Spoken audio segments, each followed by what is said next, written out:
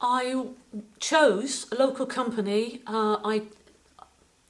Their apprentices are part of the programme here, and also they have a good track record of sending in older people that they've promoted from within who need some training and need a basic engineering background right up to HNC foundation degree.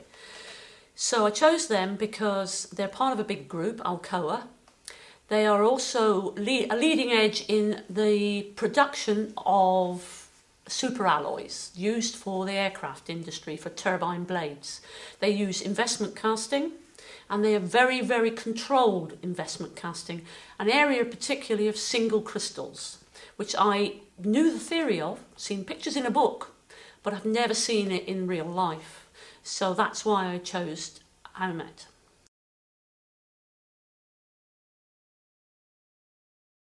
Howmet, part of the Alcoa group, use investment castings. They make turbine blades, very highly specialised turbine blades for Rolls-Royce and people like that.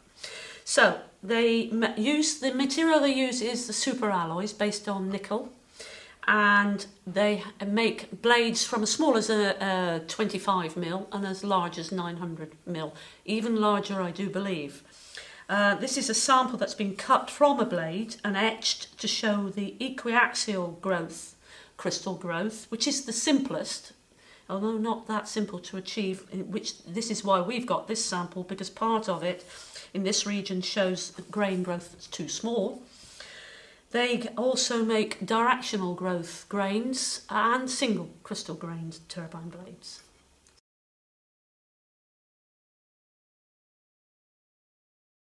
I shadowed a member of the maintenance team, a lead senior engineer. He's electrical, but it didn't really matter because they're multi-skilled.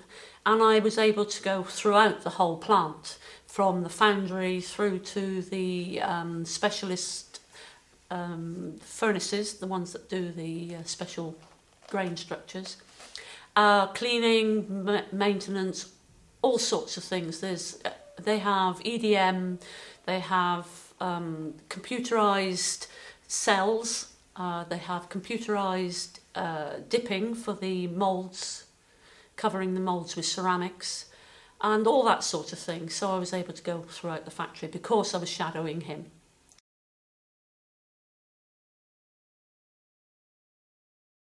Primarily, because I deal with day release students for most of the week, not all the week, I'm talking to people who have knowledge.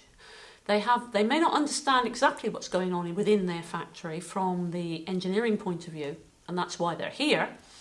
But they do know if they're being told untruths or being skimmed over, you show lack of knowledge. If you show that lack of knowledge, then you're losing it. You're losing your credibility throughout.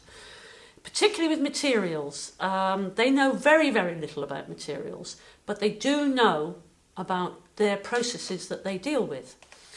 With the full-time students, if you don't give them real-life situations, even to the point where things break or people get injured, they don't see it as real. They see it as a school book example.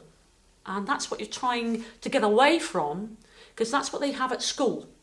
Here, it's an FE college. It's dealing with real-life situations the whole time, well, in engineering, as far as I'm concerned.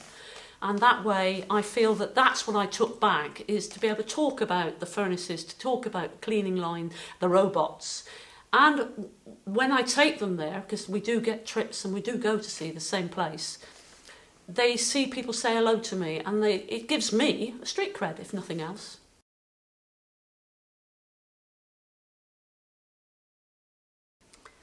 Well, instead of this being something that's in the classroom, which was here when I arrived, I might add, I can now actually use it. I can pretend I'm the robot arm. I can show it being dipped into the slurry and put into the sand rain box that rains sand, the alumina. I can then show how the hot metal is poured into it. This is glowing white red. It's incredible to see. It's almost translucent. And how inside the furnace, after it's put in there and it's all closed off and the inert atmosphere is sorted, They then pour the metal and drop it slowly. It can somehow perhaps help the student in the classroom to see what's going on, besides the video that I use, which also shows it, but not quite in the same way, I feel. And they can hold this, feel the weight, and understand what the materials are that we've been using, the special polymer that's called wax, the special ceramics alumina, the special material that's gone in it.